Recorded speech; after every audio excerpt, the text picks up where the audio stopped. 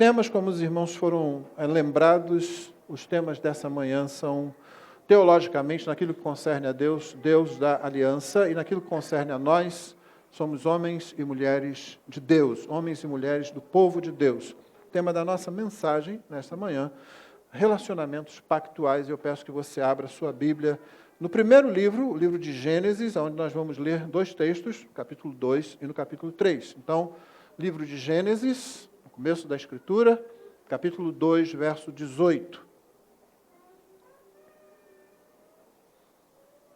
Diz assim a palavra do Senhor. O Senhor Deus disse ainda: não é bom que o homem esteja só, farei para ele uma auxiliadora que seja semelhante a ele. Havendo, pois, o Senhor Deus formado da terra todos os animais do campo e todas as aves dos céus, trouxe-os a Adão para ver que nome lhes daria. O nome que ele desse a todos os seres vivos, esse seria o nome deles. O homem deu nome a todos os animais domésticos, às aves dos céus e a todos os animais selvagens, mas para o homem não se achava uma auxiliadora que fosse semelhante a ele. Então o Senhor Deus fez cair um pesado sono sobre o homem, e este adormeceu. Tirou-lhe uma das costelas e fechou o lugar com carne. E da costela que havia tirado do homem, o Senhor Deus formou a mulher, e levou-a até ele. O homem disse: esta, afinal, é osso dos meus ossos e carne da minha carne. Será chamada varoa, porque do varão foi tirada. Por isso o homem deixa pai e mãe, se une à sua mulher, tornando-se os dois uma só carne. Um e outro, o homem e sua mulher, estavam nus e não se envergonhavam. Essa é a palavra do Senhor. Depois nós leremos o texto de Gênesis 3, a que faremos referência.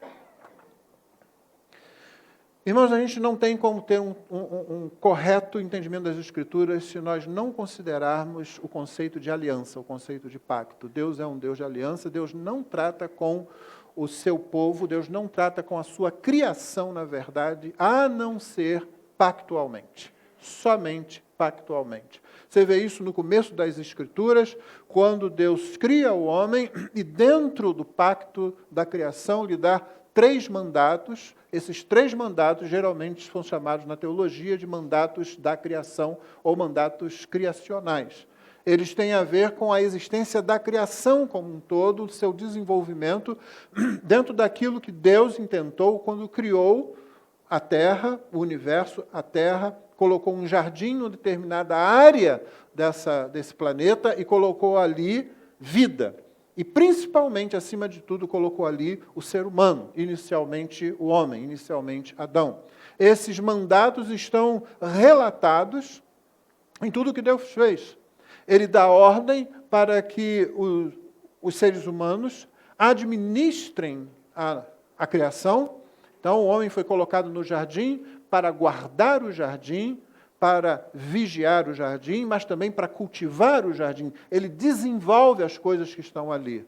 O homem foi colocado ali, logo depois, como vimos, Deus cria a sua auxiliadora, a mulher, e então dá a eles a ordem de se multiplicarem, de formarem núcleos cada vez maiores, núcleos sociais. Então, se nós tivermos o mandato que a gente chama de cultural, que é aquele que tem a ver com o desenvolvimento das ciências, desenvolvimento das capacidades humanas, desenvolvimento das leis que o homem descobriria, físicas, químicas, e que já estavam na criação colocadas pelo próprio Deus. Agora nós temos um mandato social, um mandato que tem a ver com o relacionamento entre esses seres sencientes, esses seres que têm consciência divina dentro de si, porque foram criados à imagem e semelhança de Deus. E isso passa a acontecer no momento em que há um casal, eles vão formar uma família, e essa família vai crescer, formar um clã e se multiplicar até que a humanidade vá preenchendo o jardim e, por causa do primeiro mandato, espalhando, aumentando o jardim sobre toda a terra. Finalmente, nós temos aquilo que é chamado de mandato espiritual, que está simbolizado no 7º dia, o dia que o Senhor descansou de sua obra como Criador, ou seja, o Senhor criou e parou ali. Ele não cria mais nada a partir dali. A partir dali, o ser humano, homem, mulher, sua família, a sociedade, é que vai desenvolver tudo aquilo que foi criado. Isso você encontra, então, nos primeiros capítulos de Gênesis, exatamente antes daquilo que nós acabamos de ler. Então você não consegue compreender, você vai falhar em compreender a Escritura se você não lembrar que Deus sempre age pactualmente. Há um pacto, Deus dá ordenanças, e como você ouviu aqui no início do culto, ele não é um pacto de partes iguais. Deus, do nada, cria todas as coisas. Deus resolve criar um ser que terá o privilégio de adorá-lo, de conhecê-lo, de usufruir dele. Essa é a maior graça de Deus demonstrada na própria criação. Que seres como nós fôssemos criados para adorá-lo, para experimentar, para provar dele, para vivenciar a plenitude daquilo que ele nos daria como criaturas suas. Deus cria para que nós possamos entrar naquilo que C.S. Lewis uma vez chamou de dança de amor da Trindade. Deus estava completamente satisfeito em si mesmo, Deus estava plenamente feliz e alegre em si mesmo, Deus estava completamente completo, se você me permite a redundância, Deus não precisava de nada, Deus não precisava criar, mas Deus resolveu que o Deus Trino, o único Deus em três pessoas, Pai, Filho e Espírito, que por toda a eternidade se amaram, por toda a eternidade receberam glória um do outro, Deus resolveu, eu vou criar um universo que vai expressar a minha glória e vou criar um ser em especial que vai responder a isso espontaneamente, que vai escolher ou que vai poder escolher me glorificar ou não. E assim Deus cria o ser humano. Deus dá o livre-arbítrio ao ser humano, e aqueles que já estão nessa igreja há algum tempo sabem bem o que isso significa. Livre-arbítrio é aquela capacidade que Deus deu ao ser humano de fazer uma escolha totalmente livre, sem nada internamente ou externamente forçá-lo a isso. Por isso, o ser humano criado santo, sim, o ser humano foi criado santo. Se o ser humano não fosse criado santo, Deus não teria dito ao final da criação, é muito bom. Deus não aprova nada que não reflita a sua própria santidade, seu próprio ser, seu próprio caráter. Quando ele diz é muito bom, significa que aquela criação toda que está ali, ela é santa. E o homem, a mulher que ele colocou ali, são santos. E eles têm livre-arbítrio. Eles podem, inclusive, escolher contra a sua santidade. É uma coisa que Deus não pode. Você sabia que Deus não pode fazer isso? Deus não pode fazer alguma coisa contrária à sua própria santidade. É perfeito, ele é completamente perfeito. Não pode para a gente é uma expressão difícil, não é? Porque para nós, quando se fala não pode, significa incapacidade ou limitação, não é isso? Você não pode fazer isso, você não consegue fazer aquilo. Esses significados do próprio verbo já mostram, tem uma limitação aí. Tem uma incapacidade aí. Mas não, com Deus isso é justamente o contrário. Deus não pode fazer nada contra a sua santidade, porque Deus não pode não ser santo.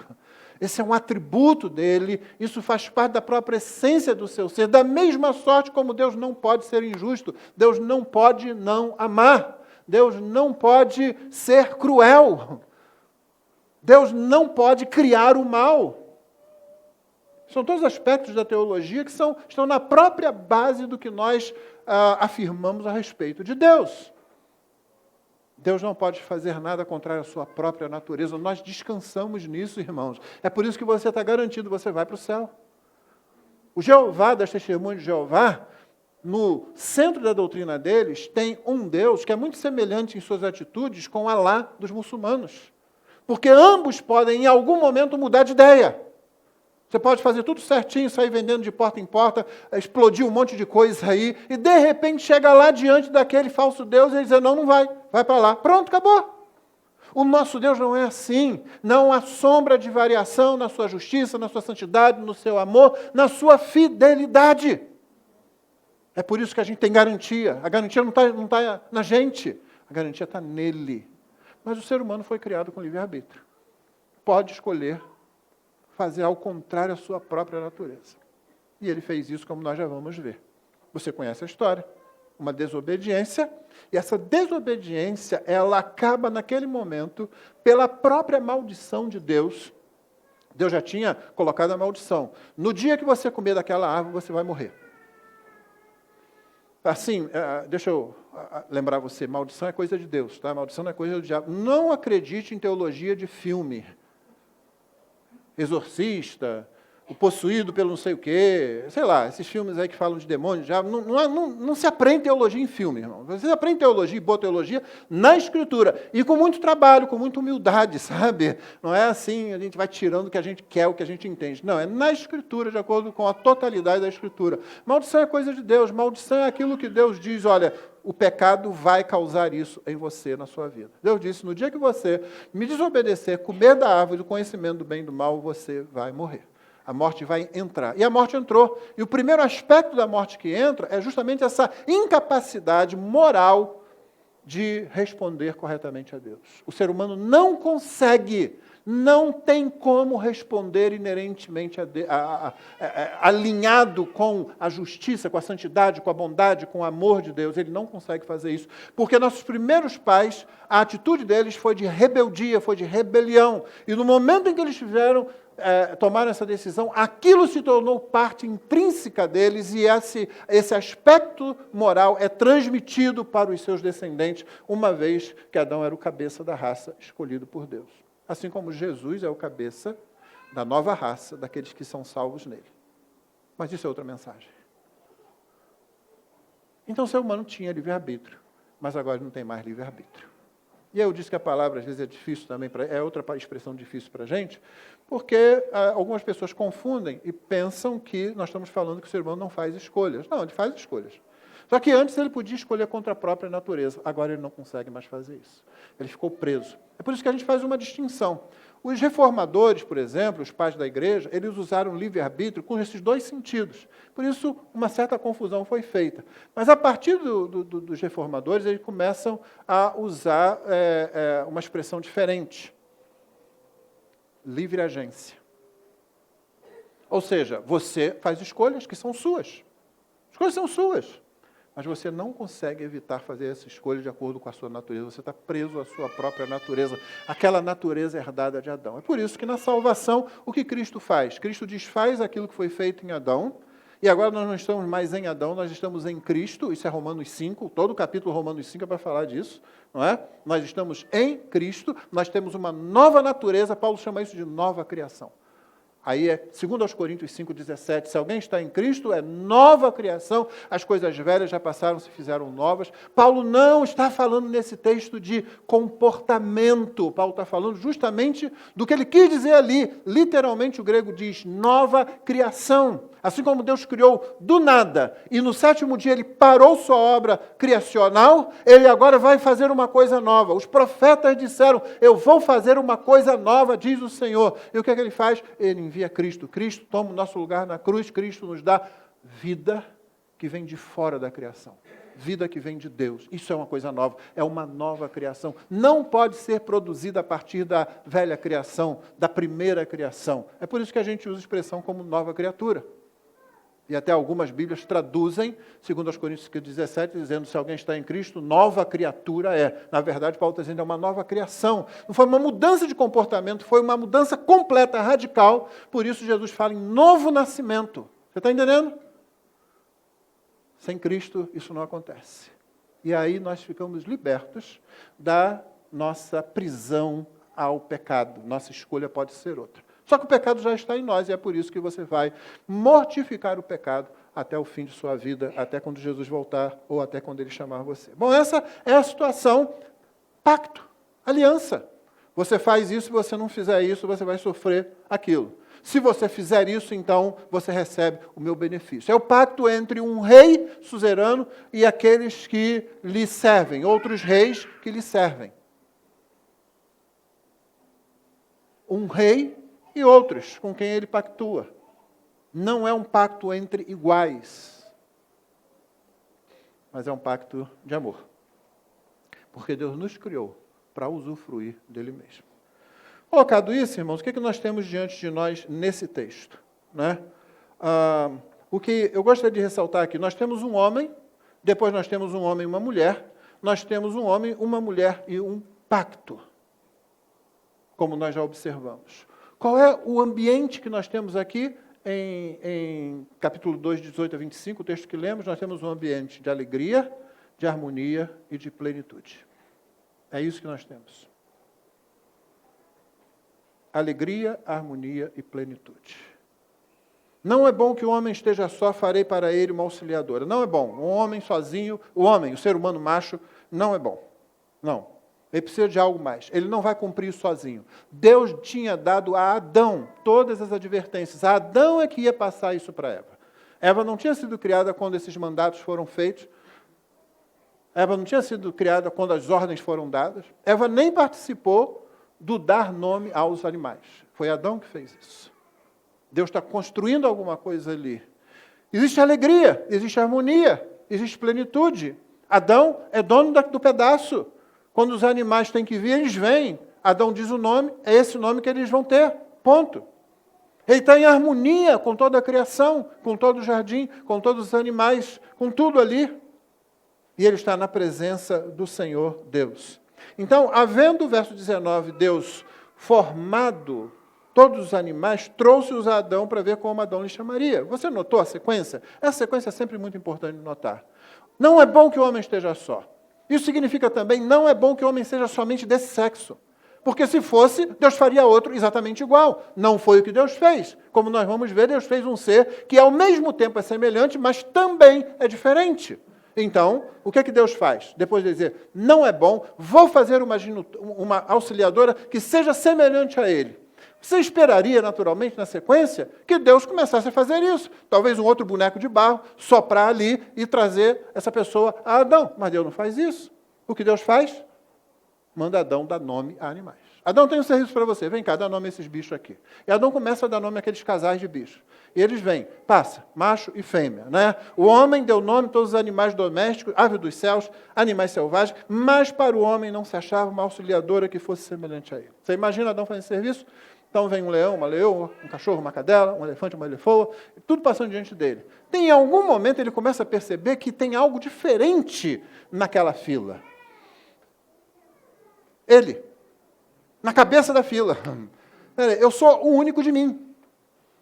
Só tem eu de eu. Tem mais nada. Esse bichinho aqui está abraçado com a namorada dele, e aí? Talvez Adão começou a olhar para o final da fila. Deve estar lá no final, né? O melhor vem no final, a surpresa vem no final. Não veio nada. Acabou. Ele deve te perguntar para Deus, Senhor, tem mais algum aí? Um besourinho com uma besourinha, que seja. Não esqueceu nada, não? Está faltando? Não. E aí o que Deus faz? Deus faz ele cair em pesado sono, né? Verso 21. Ele adormeceu, tirou uma costela e fechou o lugar com carne. Aí pronto, aí você morreu aqui, não é? Como é que é, pastor? Adão foi criado com mais costela do que a gente tem hoje? Porque senão a gente não devia, os homens não deviam ter uma a menos. E a gente entra em todo esse negócio como se a Bíblia tivesse sido escrita para satisfazer a nossa curiosidade patética. Nós temos esse, né? Mas a ciência, você acha que a Bíblia foi escrita para a ciência? Se fosse, seria qual ciência? A do século XXI? A do século XX? A do século XVIII? A do século IV antes de Cristo? Qual é a ciência? Qual o estágio da ciência ao qual a Bíblia deveria responder, ao qual Gênesis deveria responder? Não foi escrito para isso, foi escrito para o seguinte, no princípio, Deus criou os céus e a terra. Ponto, é isso aí, tá bom? Aconteça o que acontecer depois daqui, lembra, Ele criou, Ele governa. É dado para que você conheça quem é quem e que Deus é o Supremo. Deus é que está em primeiro lugar. Então, quando chega nessa parte aqui, a gente começa a querer parar aqui. O importante aqui é que Deus fez a mulher de um jeito muito diferente do que Ele fez todos os outros seres. Ele não fez semelhante aos animais, em que Ele ordenou, produza a terra, produzam os mares, os céus. Ele não fez isso. Ele também não criou um outro boneco lá, de barro, e soprou o espírito nele, como Ele fez com Adão. Não. Ele já trabalha em cima de algo que foi criado, mas algo que foi criado diferentemente dos outros, que foi Adão. E dali ele tira alguém que ele diz, vai ser uma auxiliadora semelhante a ele. Então Deus traz essa criatura a Adão, não é? E coloca diante dele. E o que é que Deus diz para Adão? Nada. O pessoal mais antigo sabe aqui que Deus não disse nada. Não precisou, Deus já tinha dito. Naquela fila de animais, Deus já tinha dito. Na expectativa de Adão, Deus já tinha falado com ele. Então, quando Deus traz Eva para Adão, o que ele faz? Ele faz poesia. Poesia. Esse homem que tinha que guardar o jardim, esse homem que tinha que cultivar o jardim, esse homem faz poesia. É uma pena que nossas escolas não estudem poesia. Poesia é a expressão, talvez, das mais elevadas dentro da cultura humana, para expressar sentimentos humanos, para expressar realidades humanas, mais do que tudo para expressar relacionamento humano com o Criador. É por isso que você tem um livro com 150 salmos, que além de poesia, além de louvor, também são oração. Mas são poesia. Nós estamos lendo à noite, estamos na sequência de ler o Salmo 119. É poesia, é arte trabalhada, é um acróstico. O Salmo 119 tem tantos parágrafos quanto letras hebraicas no alfabeto hebraico. Cada parágrafo, cada verso começa exatamente com a letra do alfabeto. Cada verso, a mesma letra sempre. Então, todo aquele primeiro bloco, começando no versículo 1, começa com a letra Aleph, que é a primeira letra do alfabeto hebraico. No segundo bloco, a letra Beit, que é a segunda letra. No terceiro, Gimel. Todos os textos lá começam com o Gimel, que é semelhante ao nosso G, quando o fonema é G. Depois o Dalet, e por aí vai. Dalet, Re, e continua. É obra de arte, é alguma coisa que alguém teve que pensar, enquanto a palavra de Deus é produzida pela ação do Espírito Santo naquela pessoa, ela está traduzindo isso em arte. Mas hoje a gente não quer mais ensinar poesia para os nossos filhos e filhas. Por isso é que facilmente, quando eles esbarram numa dessas cantoras, é uma palavra forte demais para algumas dessas pessoas que estão cantando por aí, né? Cantores, não. Quando eles esbarram, eles não têm parâmetro para analisar isso. Por isso começa a repetir a bobagem, começa a repetir a besteira. Agora, se estivesse estudando boa poesia desde cedo, então ele, espera aí, não. Tem forma muito melhor de expressar e tem coisa muito melhor para ser expressa. Então foi o que Adão fez. Ele faz poesia. Esta, afinal, é osso dos meus ossos, é carne da minha carne. Ela será chamada varoa. Você notou que a nossa tradução, a NAA, ela precisa dar o braço a torcer aqui? Porque ela é uma tradução de correspondência dinâmica, atualizada. Ela usa pronomes como você, por exemplo, né? Verbos na terceira pessoa do singular para o você. E, às vezes isso é trabalhoso para o português, né? O lhe, o, a gente confunde, né? Mas aqui ela não teve jeito. Não deu para dizer será chamada mulher porque do homem foi tirada. Porque na boa poesia que Adão fez naquele momento, ele usa exatamente expressões que têm a mesma raiz. Ish. Você conhece a palavra? Ish. Conhece? Você já não ouviu falar de Judas Iscariote? Quando translitera para o português fica Iscariotes, né? Mas se você é um bom carioca, você joga ali o X, não é? Então, Judas Iscariote. Homem de Cariote, de uma cidade. Aquilo é uma referência à origem dele. Né? Então, viu, você conhecia. Então, Adão fala, ela será chamada Ishá, porque ela foi tirada do Ish. E nós temos duas palavras em português para fazer boa tradução que mantém a força disso, varão e varoa. Que tem sido abusado todo mundo, né? Todo mundo fala, quando é crente, acha, ô varão, ô varoa. Eu me lembro quando eu fui para a igreja e não conhecia esse vocabulário, isso para mim é tão esquisito chamar alguém de varão. Eu pensava num negócio, deve ser alto a pessoa. Aí vinha um baixotinho, varão. Peraí, o cara é baixo, não cola. Que negócio é esse? Não, é uma boa palavra para traduzir isso aqui. Ela será chamada varoa, Ishá, porque do varão, do Ish, ela foi tirada. Ela é semelhante a ele. É uma osciladora semelhante a ele. Semelhante, não igual. Deus, na sua sabedoria, disse, não, tem que ser a mesma coisa, mas não a mesma coisa. Tem que ser igual, mas tem que ser diferente. E não é isso que a gente gosta, irmão? A gente gosta disso. Eu detestaria ser casado comigo mesmo. De jeito nenhum. E tem homens que perdem um tempão querendo moldar a mulher à sua imagem e semelhança, eles estão perdendo tempo, porque se eles conseguirem êxito vai ser ruim isso, né? Mas estão sem sabedoria nenhuma. Você não quer você mesmo. tem que ser muito narcisista, muito egoísta, muito egocêntrico, muito pecador. Então Deus trouxe Eva e Adão olhou para ela, bateu os olhos nela e disse, era isso aí que estava faltando? Agora nós estamos falando sério, Senhor. Agora sim. Né? Quando ele viu Eva, o coração dele explodiu. Ele fez logo poesia. Né? E aí Moisés faz a anotação por isso. É por isso que o homem deixa pai e mãe, se une à sua mulher, tornando-se dois uma só carne.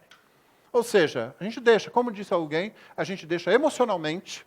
Você não pode casar e continuar dependendo de mamãe e papai, né, meu irmão? É minha irmã. Tudo corre para casa da mamãe para contar alguma coisa? Não, não dá. Não dá. Você tem que deixar emocionalmente. Você tem que deixar geograficamente. Aquele negócio de ficar colado junto ali não funciona muito bem. Tá? A uma certa distância, tá bom, né? É aquela distância que o pessoal diz, né? Perto o suficiente para a pessoa não precisar levar mala. Longe o suficiente para ela conseguir voltar. Né? Então, fala-se isso da sogra, não sei porquê, mas geralmente fala isso. Não sou eu que falo, tá? Só estou querendo dar a ilustração. Então tem que ser um abandono geográfico também. Homem e mulher. Deixa o pai, deixa a mãe, homem e mulher. Mas é um homem e uma mulher, irmãos. Não é um garoto e uma garota. Não é um menino e uma menina. Não é um garotão, um meninão e uma menina que ainda acha que sonhos de Cinderela se cumprem. É um homem e uma mulher. Se isso acontece desse jeito, então você tem alegria, harmonia e plenitude continuadas, como nós vimos. Ora, um e outro, o homem e sua mulher, estavam nus e não se envergonhavam. Por que a Bíblia mete esse versículo aqui no final? Por que tem que ter isso aqui no final? Não, a Bíblia não está falando de nenhum tipo de moda. A Bíblia não está falando de nenhum tipo de naturismo, como o pessoal gosta de chamar. Não. O que a Bíblia está falando é que o homem e a mulher não têm absolutamente nada a ocultar um do outro. Nada. Quando daqui a pouco eles terão que se vestir, eles começam a ocultar.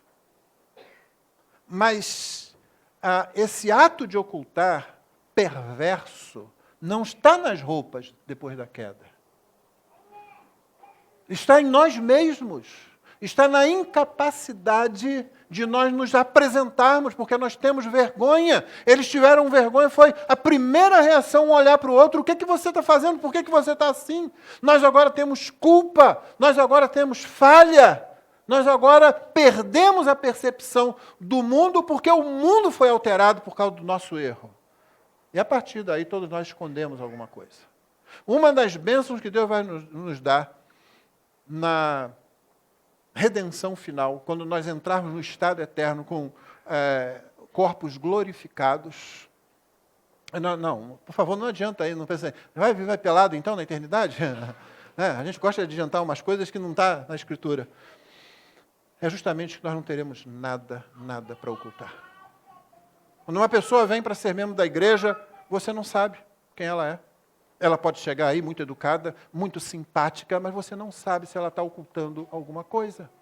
Quando você visita uma igreja, você vê o pastor pregando, você pode dizer, poxa, esse pastor é divertido, ou esse pastor ele fala coisas importantes, ou ele é bíblico, mas a verdade é que você não sabe quem ele é. Se ele estiver ocultando alguma coisa, você não tem como saber.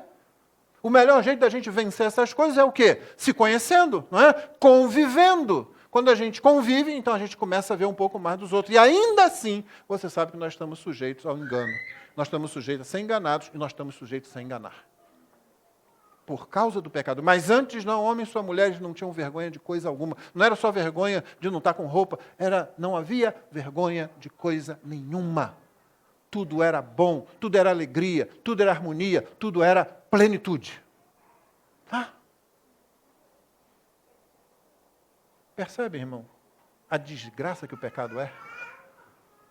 Percebe o que o pecado rouba da gente? Mas graças a Deus, em Cristo, nós temos a restituição de todas essas coisas. O Senhor leva pacto muito a sério. O Senhor leva pacto muito a sério. Malaquias 2, está escrito assim, não precisa abrir não. Está lá no versículo 13 a 16.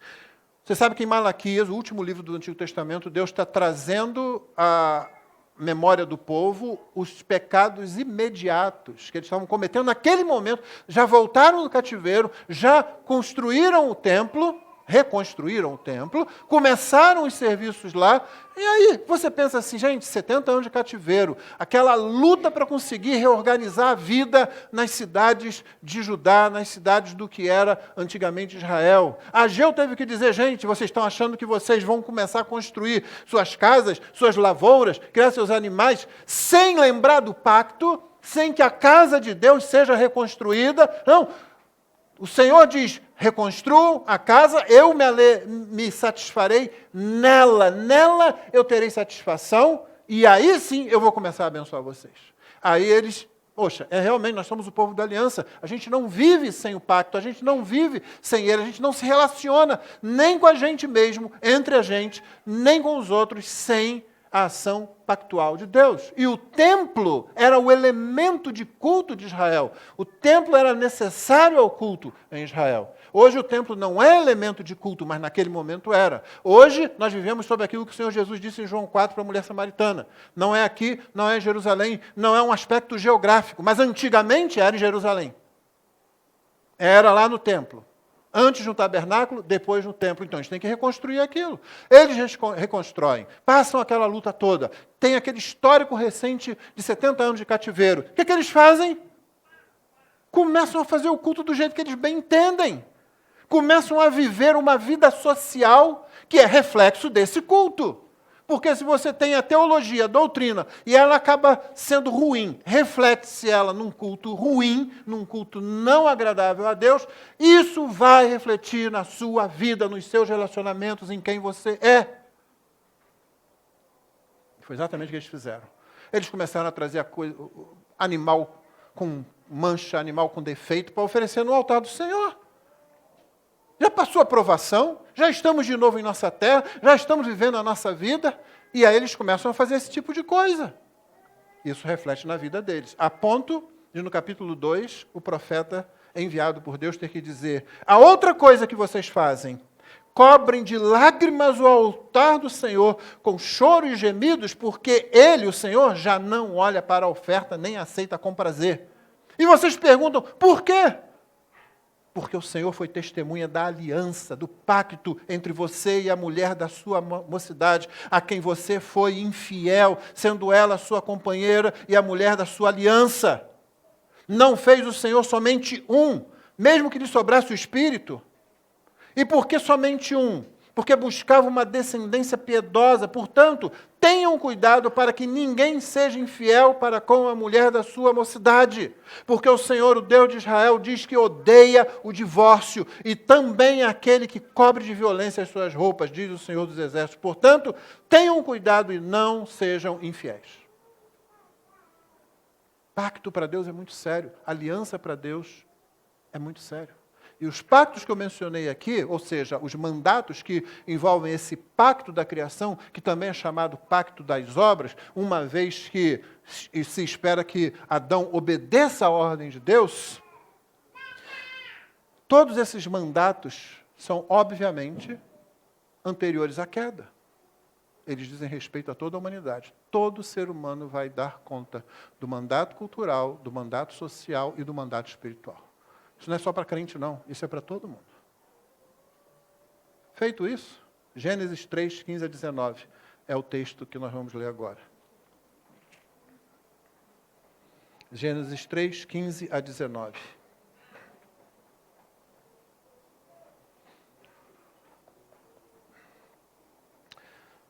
Porém, inimizade entre você e a mulher, entre a sua descendência e o descendente dela. Este lhe ferirá a cabeça, e você lhe ferirá o calcanhar. E a mulher disse, aumentarei muito os seus sofrimentos na gravidez. Com dor você dará à luz filhos. O seu desejo será para o seu marido, e ele a governará. E Adão disse, por ter dado ouvidos à voz da sua mulher, e comido da árvore que eu havia ordenado que não comesse, maldita é a terra por sua causa. Em fadigas você obterá dela o sustento durante os dias da sua vida. Ela produzirá também espinhos e ervas daninhas, e você comerá a erva do campo.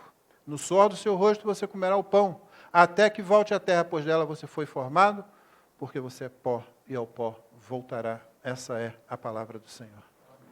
O que está acontecendo aqui? Os personagens são os mesmos. os elementos são os mesmos. Não altera nada. Está presente ali o homem, a mulher, o pacto. E esse é que é o problema, o pacto permanece. O pacto significa que Deus permanece. Deus permanece, os mandatos permanecem, o pacto permanece. Se Deus tivesse ido embora, talvez tudo fosse mais tranquilo. É bom a gente lembrar, irmãos, o grande problema do inferno é que Deus está lá. Você acha que Deus não está no inferno? Antes não estivesse, eu diria para alguém que está condenado ao inferno. Só que Deus não está lá em misericórdia, nem em graça, nem em amor. Deus está lá somente em justiça, juízo. Expressões da sua santidade diante do pecado. Esse é o grande problema do inferno. O inferno não é o reino do diabo. O diabo não é rei do inferno. Eu vi um transgênico desses aí dizendo, se Deus não me quiser... Ué, não é? Se Deus não me quiser no céu porque eu sou trans, quem perde é Ele. Sim, a pessoa falou isso. O pecado avilta. Nós começamos a elevar a arrogância, falando de coisas que nós não entendemos. O problema do inferno é justamente que Deus está lá. O problema de Adão, de Eva, é que Deus permanecia na sua criação. Deus não diz assim, olha, agora se virem aí, eu estou indo embora, vou deixar vocês aí com o que vocês escolheram. Não, não, não. O pacto está de pé, por isso a maldição do pacto é aplicada, e por isso Deus continua ali. Qual é o resultado disso? O que é que você viu aí comigo? Medo, conflito e carência.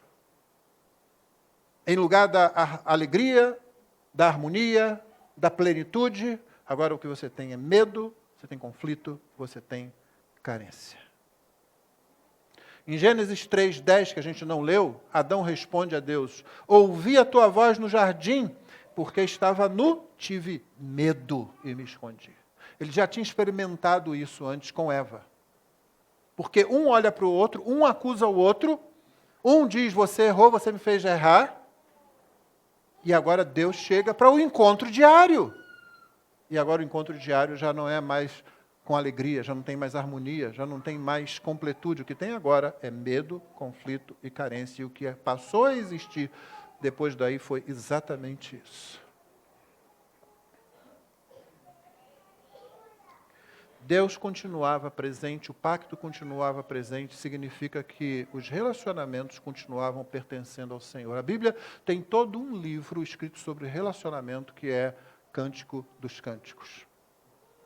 E o grande tema desse livro é o seguinte, Deus é Senhor dos relacionamentos humanos. O seu relacionamento, seja com quem for, está diante de Deus e vai ser trazido diante de Deus no final. De todo e qualquer ser humano, isso será trazido diante de Deus. Eu porei inimizade entre você, entre a serpente e a mulher, entre a sua descendência e o descendente dela, e aqui então a graça de Deus, não é? Este lhe ferirá a cabeça, você lhe ferirá o calcanhar, e esse conflito aqui, ele é bom, esse conflito é bom, nem todo conflito é ruim não, irmão. Esse negócio de igreja que quer evitar teologia, que quer evitar doutrina, porque isso pode trazer algum conflito dentro da igreja, isso é a igreja doente, isso é a igreja que não confia na palavra, isso é a igreja que acha que a palavra de Deus não faz bem à própria igreja. Nada faz bem à igreja se não vier da palavra de Deus. Somente a palavra de Deus pode nutrir a igreja de Cristo, somente a palavra de Deus pode curar as dificuldades, os males, os problemas da igreja de Cristo, somente a palavra de Deus pode orientar da direção à igreja de Cristo. Então a gente não pode olhar para a Bíblia e dizer, não vamos falar disso ou não vamos falar daquilo. Um colega pastor, essa semana, disse num grupo em que nós estávamos conversando que na ordem de ministros, da qual ele faz parte, é aqui no Brasil, mas não no Rio de Janeiro, ele sugeriu que nos encontros a gente trouxesse doutrinas bíblicas. E um dos líderes, dos decanos, daqueles mais antigos, disse, nós não conversamos sobre essas coisas aqui. É aquilo que o pastor Jonatas colocou aqui. Nós nos reunimos, não é um ambiente de uma igreja local, é um ambiente de vários pastores, mas reflete. Você imagina o que está acontecendo nessas igrejas. Nós nos reunimos para quê? A gente se reúne para tomar um café, comer um bolo, conversar sobre coisas assim, fazer algumas orações, estudar a palavra, aprofundar na palavra, nos expor ao crivo das Escrituras, junto com os demais, deixar que o rosto do amigo afie o rosto do outro amigo, não, isso pode dar problema, isso pode gerar conflito. Esse conflito foi bom. Deus colocou inimizade entre os seres humanos e o diabo. Por um breve momento, o diabo e o ser humano se uniu. Ele disse para Eva, olha, isso aí é bom. Isso aí é o seguinte, Deus não está querendo muito, porque a hora que vocês comerem, a hora que vocês transgredirem, a hora que vocês desobedecerem, vocês vão ficar semelhantes a Ele, vocês vão conhecer o bem e o mal. Não, veja bem, a mentira. Primeiro, eles já conheciam o bem e o mal. O bem era aquilo que Deus aprovava, o mal era o que Deus condenava. O bem era aproveitar de tudo que estava no jardim, o mal era comer daquela única árvore e desobedecer a ordem de Deus. Eles conheciam o bem e o mal. Bem e mal, nas Escrituras, é uma expressão que ocorre no Antigo Testamento, geralmente associada à retribuição nos dois sentidos. Prêmio, galardão, castigo. Ou seja, conhecer o bem e o mal não é só uma questão conceitual, até porque, é hebraico, é semita, não é grego, não. Grego é que tem conceitos, assim, não concretos para trabalhar. Os hebreus não conheciam essas coisas. É tudo muito concreto, é tudo muito vida. Então, saber o bem e o mal é saber julgar entre as coisas. E o homem tinha a opção. Eu julgarei entre o que é justo, entre o que é injusto, de acordo com o que Deus disse, ou eu farei isso por minha própria conta. E ele fez isso incitado pelo diabo, não forçado. Não havia nada dentro do ser humano, como hoje acontece, que funcionasse como uma tentação, no mesmo sentido que acontece com a gente hoje. Hoje, quando a tentação vem, quando o tentador vem, há um diapasão lá dentro que começa a vibrar na mesma frequência. Sabe como é que é o diapasão? Aquele diapasão que é um metal. Se você tiver dois que sejam a mesma nota, você bate num, o outro começa a vibrar. Igualzinho.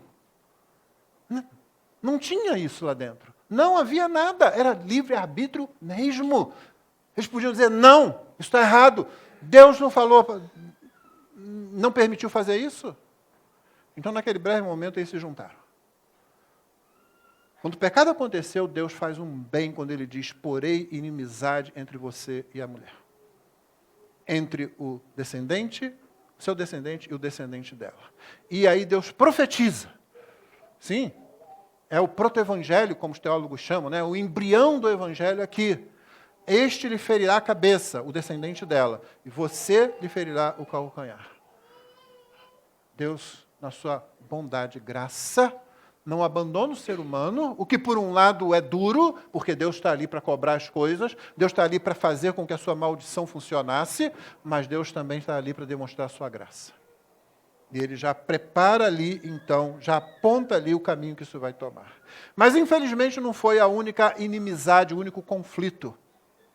A mulher, ele diz, vou aumentar os seus sofrimentos, é aquele primeiro resultado para a própria pessoa.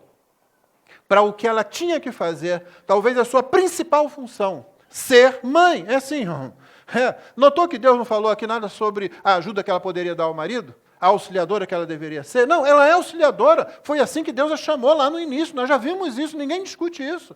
Ela é auxiliadora idônea, na tradução antiga, né? Semelhante a Ele. Ela não é inferior, não. Ela não é superior. Ela tem capacidades que Ele não tem, Ele tem capacidades que ela não tem. Mas quando Deus tem que se referir aqui, qual vai ser a sua parte nessa maldição? Eu vou aumentar o seu sofrimento na gravidez, com dor você dará à luz filhos. Isso é o que toca a você. Porém, tem mais. O seu desejo será para o seu marido. Esse é um texto difícil de traduzir no hebraico, nesse versículo, mas ele é esclarecido pelo capítulo 4, verso 7, quando Deus está falando com Caim. Você lembra? Os primeiros filhos de Adão e Eva, Caim matou Abel. E pouco antes dele cometer esse crime, Deus chegou para ele e disse assim, olha, o pecado, eis que o pecado está à porta, à sua espera. O desejo dele, do pecado, será contra você. Portanto, a tradução possível aqui é, o seu desejo será contra o seu marido. As duas traduções são admissíveis. Será para o seu marido, em direção a ele, mas não esclarece exatamente o quê. Já que nós temos logo a seguir a exata construção, a mesma construção, sem tirar nem pôr, já que a gente tem isso, a gente consegue decifrar por que o desejo dela será para o marido dela, o desejo dela será contra o marido dela, o desejo dela será governar o marido dela, mas faz parte da maldição, ele vai te governar. Ou seja, vocês vão viver em conflito. Eu não sei, é por isso que se aplica a todos nós o termo sexo oposto. A gente está sempre em oposição ao outro. Né? E não só nas boas coisas, nas coisas ruins. Nós queremos governar o outro. Quantos homens querem governar a sua esposa?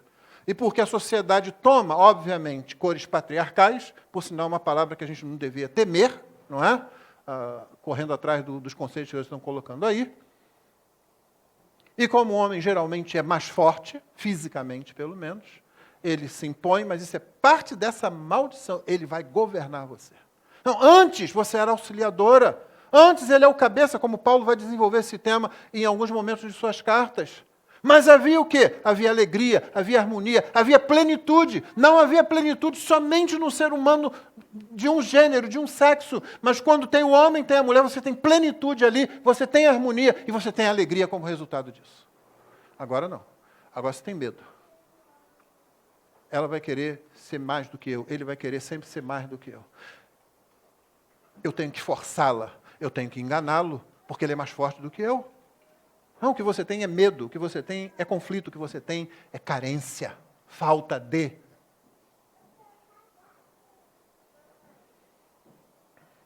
E Adão disse, por ter dado ouvidos à voz de sua mulher. Não, irmão, não entenda mal aqui. Deus não está dizendo assim, está vendo? O homem, toda vez que você ouve sua mulher, dá problema. Não ouve sua mulher. Não é para ficar mulher dando opinião na vida do marido, não. E aí tem gente que elabora isso em cima da Bíblia, né? Viu o que aconteceu com Abraão, quando ele ouviu Sara, ó Ismael aí agora, dando problema até hoje. Não tem nada disso, tem nada disso aqui não.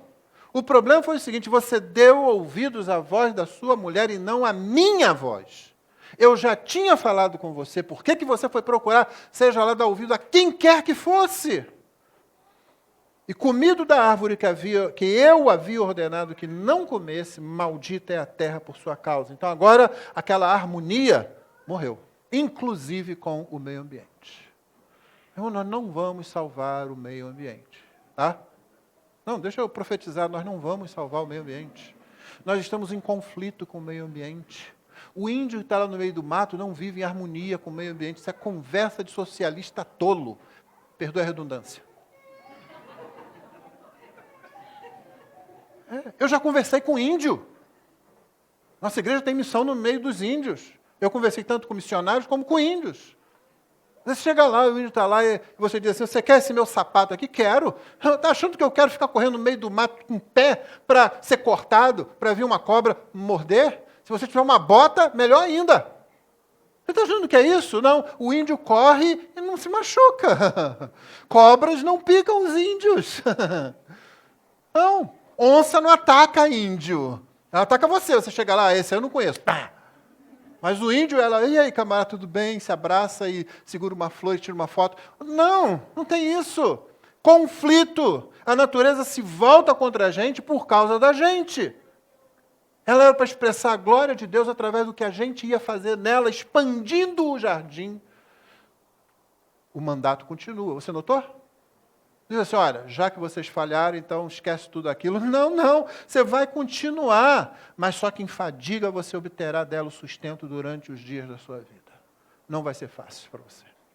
Não vai ser fácil para você. Então nós lutamos até hoje com isso, mesmo que a sociedade, ou pelo menos nós aqui não vivemos naquela parte agrária da sociedade, nós dependemos. A hora que começar a faltar lá, a gente vai sentir aqui. E aí você vai ver como é duro.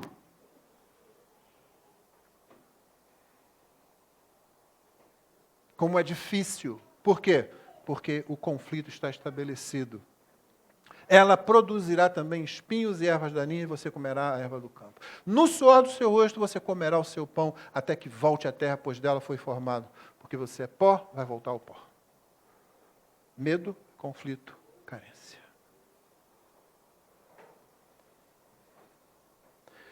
Mas tem graça. Cristo, a semente da mulher, restaura aquilo que nós perdemos em Adão e Eva. E começa a restaurar aqui, e finalmente novos céus e nova terra.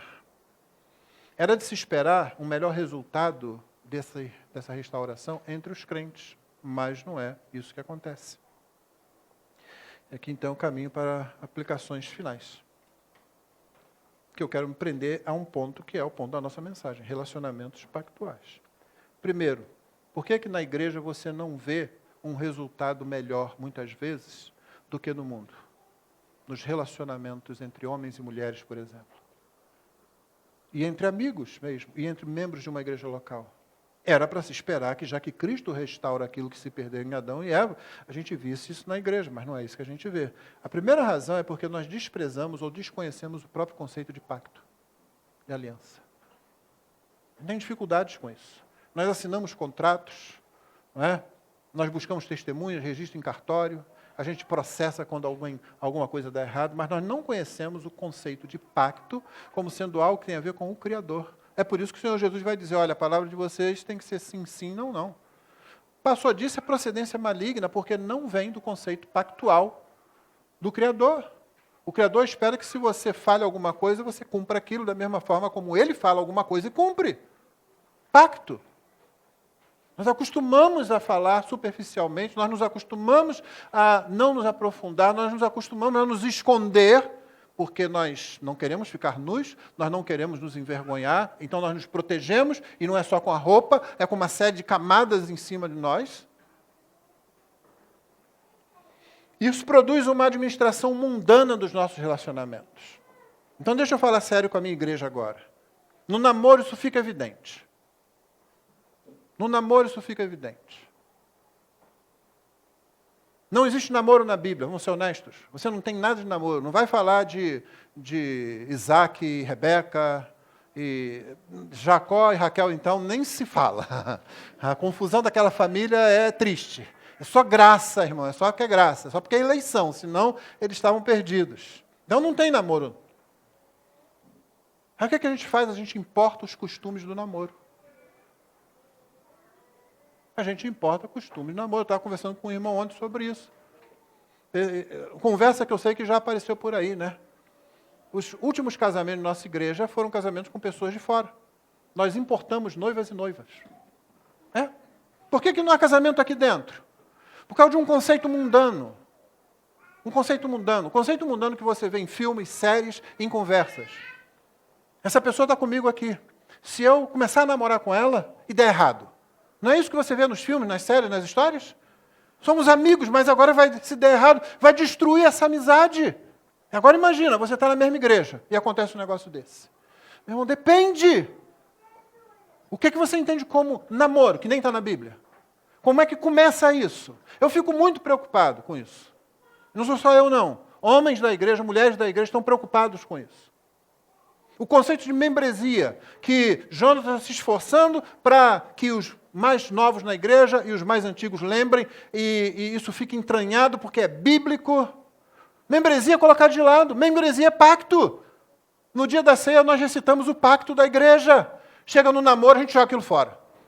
Entra uma garota bonitinha aqui, pronto, nós vamos atrás dela. Eu não quero saber se ela está espiritualmente bem, eu não quero saber se ela está firme no Senhor. Ela é bonita, eu tenho que traçar primeiro. Você acha que você está fazendo o quê? Falta de amor, falta de pacto, falta de seriedade. Eu quero me resolver. Isso tem que mudar, irmãos. Isso tem que mudar. Se os jovens dessa igreja não abrirem a mente para o pacto e continuarem importando comportamento mundano, é o que vai acontecer aqui. Vamos ter conflito em cima de conflito, medo em cima de medo, nenhuma completude, somente carência. Porque abandonamos o conceito de pacto. E aí o que é que você faz? Esquece o conceito de membresia. Meu irmão, se não é membro da igreja, não importa se ele é legal, bonito, bacana, se ela é linda, maravilhosa, educada, a igreja não disse nada sobre ela, não se aproxime nem dele, nem dela. Eu estou sendo claro. Você vai arrumar problema para você. Você não conhece essa pessoa. Sua igreja não disse, tá ok? Porque quando uma igreja põe alguém como membro dela, está dizendo, pai, mãe, esse aí pode ser um marido para sua filha. Pai, mãe, essa aí pode ser uma esposa para o seu filho. Mas a igreja não disse nada. E pronto, vamos lá. Eu tenho que me resolver. Eu tenho que resolver a minha vida. Eu tenho que casar, porque casar é que vai me satisfazer. Cristo não me satisfaz, só casar.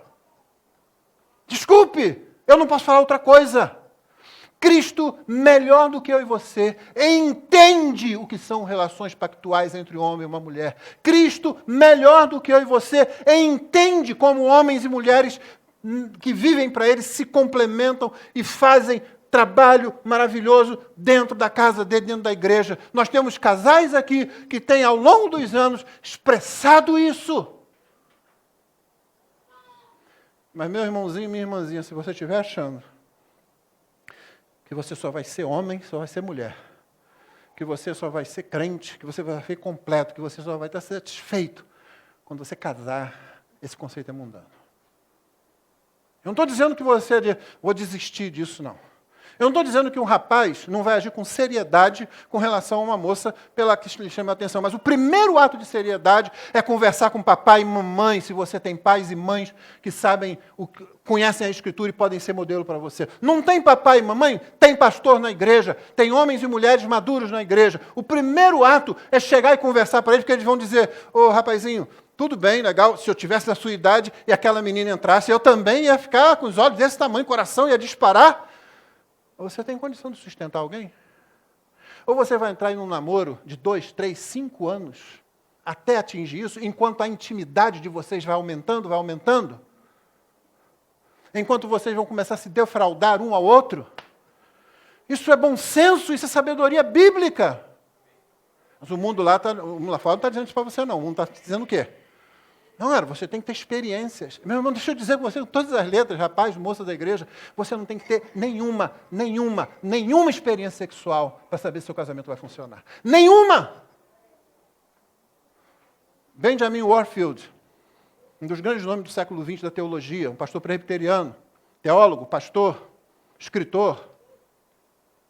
Ele casou-se com uma jovem crente. Foram para a lua de mel. Chegaram lá na lua de mel na Alemanha. Um raio veio e caiu sobre ela. Ela passou o resto da sua vida na cama. O que ele fez? Ele continuou sendo esposo dela, o marido dela, o pastor da igreja, o professor de teologia. Ele continuou sendo crente. Ele não entrou nessa tolice, nesse pecado, nessa inspiração diabólica que muitos pastores, infelizmente, têm espalhado por aí, dizendo, não, você tem uma necessidade que você tem que preencher. Não, não tem! Se fosse isso, ele só poderia satisfazer isso em outro relacionamento e um extraconjugal, contra a palavra de Deus. Ia trazer maldição sobre si, tristeza sobre si, dor sobre si e sobre todos os com quem ele estava trabalhando. Então não compre essas mentiras mundanas. A gente esquece o conceito pactual e a gente aceita alguém dizendo no ouvidinho, é assim que Deus disse?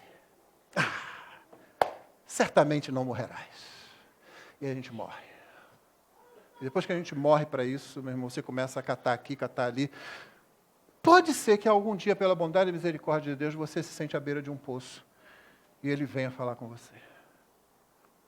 Pode ser que você, sedento ou sedenta, por completude, por harmonia, por alegria, procure aquele lugar sem ninguém perto.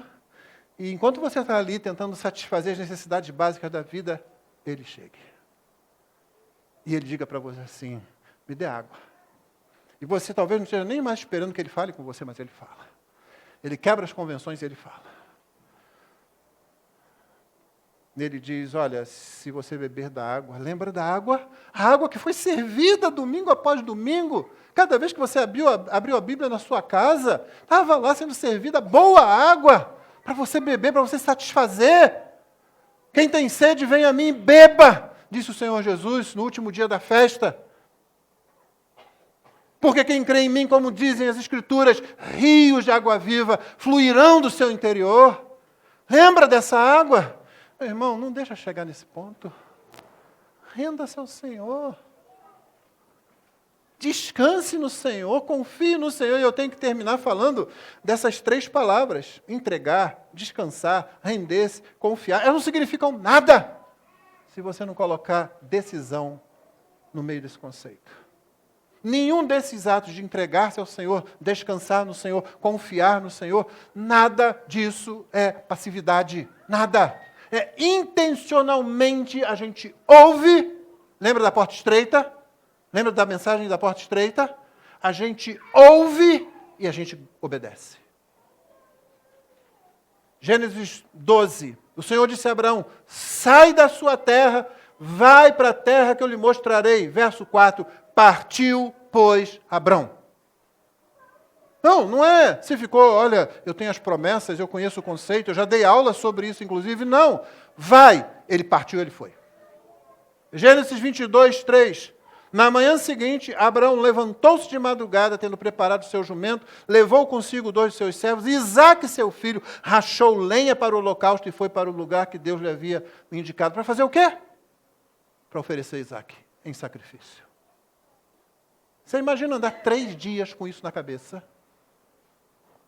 3 dias. O Senhor disse a Abraão: aquele filho que eu te dei, o da promessa e tal, você vai me oferecer ele em sacrifício, em holocausto. Imagina isso. O que Abraão faz? No dia seguinte, ele se levanta de madrugada, pega tudo, pega Isaque e vamos. Um passo atrás do outro. Você imagina o que é isso para um pai? Você imagina? Por que ele fez isso? Porque ele é louco? Porque ele perdeu o bom senso? Não, porque ele obedece. Ele disse, ao contrário do que Adão disse, ele falou: eu não quero conhecimento, o teu conhecimento é tudo para mim. O Salmo 119 passa 175 versículos, 176 versículos dizendo o tempo todo: a tua palavra, os teus juízos, os teus testemunhos, a tua lei, tudo isso é a sabedoria que eu preciso, é só disso que eu preciso. Se eu tiver isso, eu consigo me conduzir bem. Foi o que Abraão fez. Eu já tenho teu conhecimento, então eu vou. O que vai acontecer, Abraão? A cabeça dele, conversando ele com ele mesmo. Ele imaginou 3 dias para chegar lá. Deus não disse: Abraão, vai lá fora agora e mata Isaque. Não. 3 dias andando. Hebreus diz que Abraão cria que Deus o ressuscitaria dos mortos. Ele estava errado. Deus não deixou. Deus nunca pediu sacrifício humano, exceto um sacrifício. Que salva todos nós, que salva os nossos relacionamentos, porque traz o nosso relacionamento para dentro do pacto da nova aliança. Aonde eu digo assim: eu não amo a minha esposa mais do que a Cristo, eu não amo meu pai mais do que a Cristo, eu não amo meu filho, minha filha mais do que a Cristo. A minha esposa é uma bênção para mim, minhas filhas são maravilhosas para mim, meus netos são maravilhosos para mim, mas se não tiver Cristo não vale nada, não vale nada, não vale nada. Você vai ver sua família para o inferno às vezes.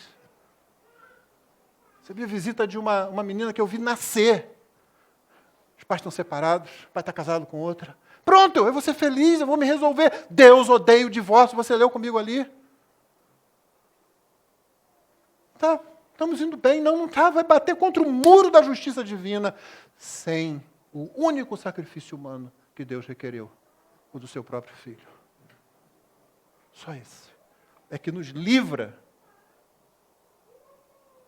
E é por causa desse sacrifício que eu posso me entregar, descansar e confiar.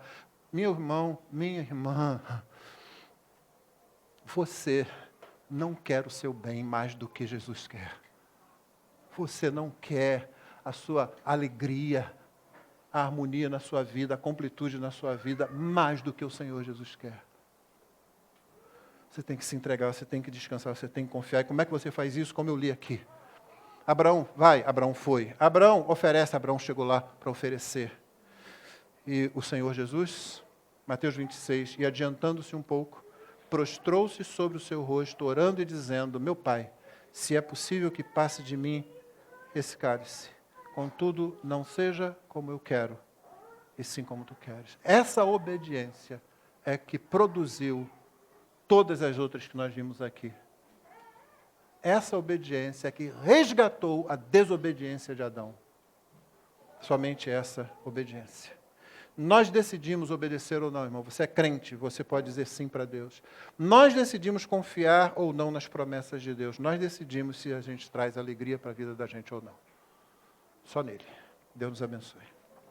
Vamos ficar de pé.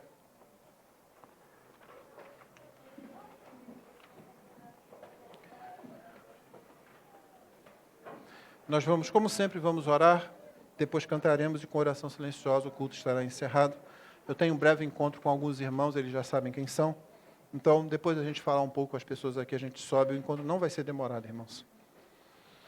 Vamos orar. Senhor, nós rogamos em nome de Jesus que a Tua bondade, a Tua graça sobre a Tua igreja não permita de forma alguma, nem que nossos jovens solteiros, moças e rapazes, nem que nossas crianças, quando chegar o momento deles, e muito menos nós que já temos pactuado com nosso esposo, com nossa esposa, não permita, Senhor, que nenhum de nós lance mão de justificativas, desculpas, processos, entendimentos mundanos, mas que nós nos agarremos à cruz de Cristo, Senhor, na qual nós estamos mortos para o mundo e o mundo está morto para nós, mas na qual também nós nos gloriamos, como cantamos há pouco, Senhor, nós amamos aquela cruz, porque nela Jesus deu a vida por nós, pecadores, ó Deus.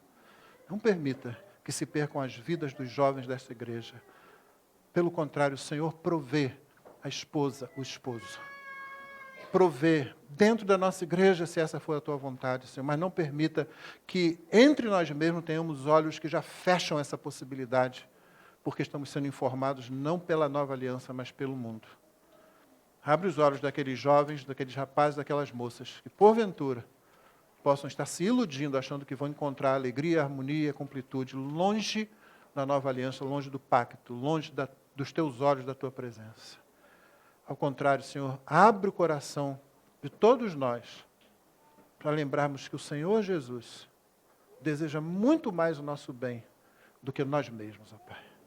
Assim, dá-nos a Tua graça e a Tua bênção em nome do Senhor. Amém.